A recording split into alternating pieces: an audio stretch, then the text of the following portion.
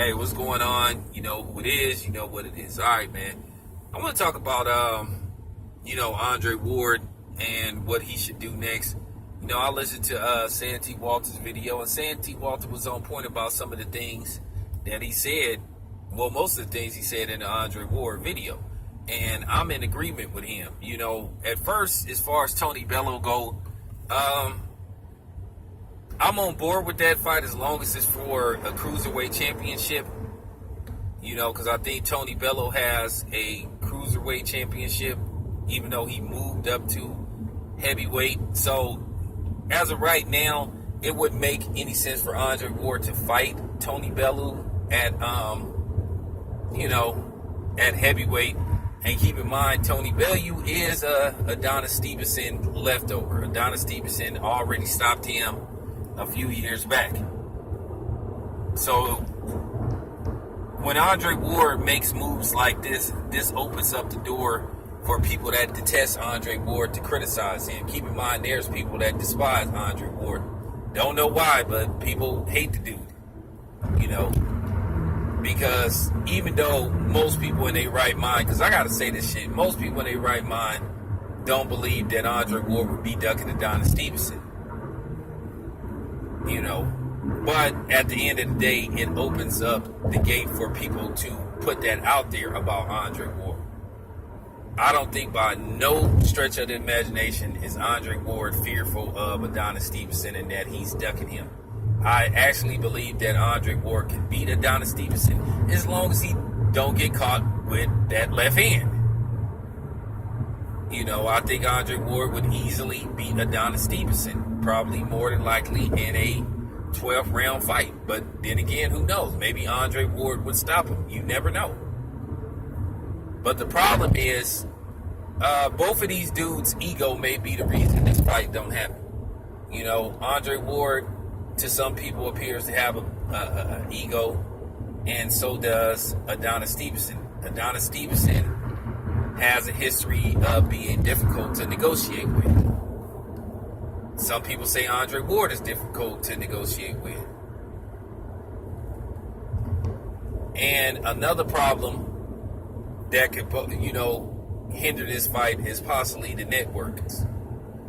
Would HBO want this fight, or would Showtime want it? Adonis Stevenson fights for Showtime. Andre Ward, in most cases, fights on HBO. We don't know what's going on with his current contract. Did he sign an extension? If not, then this fight could be made and it could be on Showtime. If HBO decides they don't want any parts of this fight, then it easily goes to Showtime. But if HBO says, hey, we want in, then they basically could have a bidding war to see which network, gets the right to this fight. This fight more than likely will not be on pay-per-view because let's just face the fact, Andre Ward, as good as he is, he just more than likely just won't ever put up Floyd Mayweather numbers. Who will? It's just hard for a fighter to draw 1 million pay-per-view buys. Shit, it's difficult for a fighter in this day and age to draw over 500,000 pay-per-view buys. People have sort of turned their back on pay-per-view unless it's just like the fight. But I would like to see the fight happen. Andre Ward is one belt away from becoming undisputed champion. I really do think Andre Ward should try to make this fight happen, but in recent interviews, Andre Ward says he isn't interested in fighting Adonis Stevenson at this time.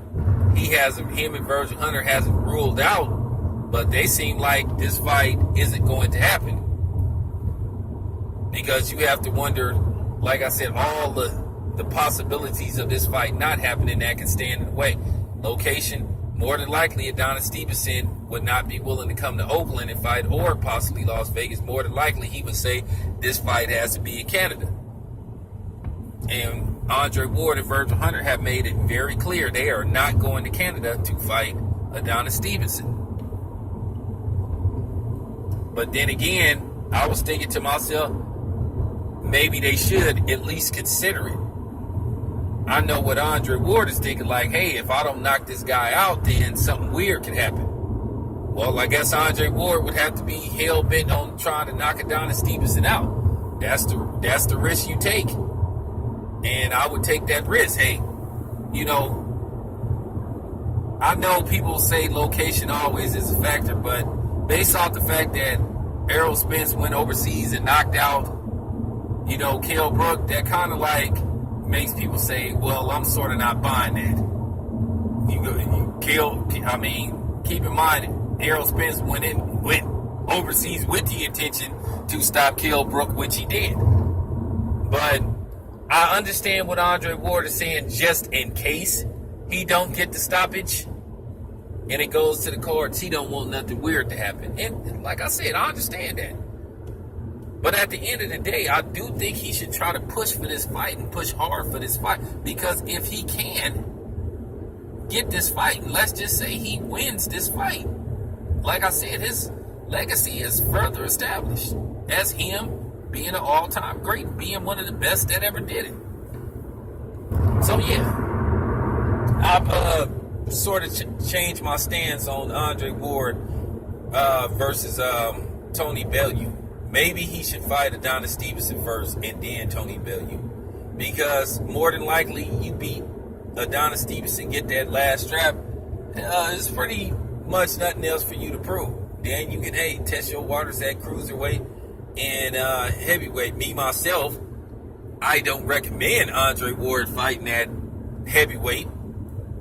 I don't think that's a good idea, but hey, who am I to tell the dude, you know, what to do with his career? I think he shouldn't do that, but hey, if he does go up to heavyweight, like I said before, if Andre Ward could go up to heavyweight and beat somebody like Deontay Wilder and Anthony Joshua, which would be a very, very literally tall order, you know, 6'7", 6'6", and if he can pull that off, then like I said, we have to have that argument about, is Andre Ward the best ever? But yeah, that's my thoughts on him and Adonis Stevenson and Tony Bellew. Yeah, I've sort of pretty much changed my stance on that. I do think he should try to make the Adonis Stevenson fight. You know, I'm out.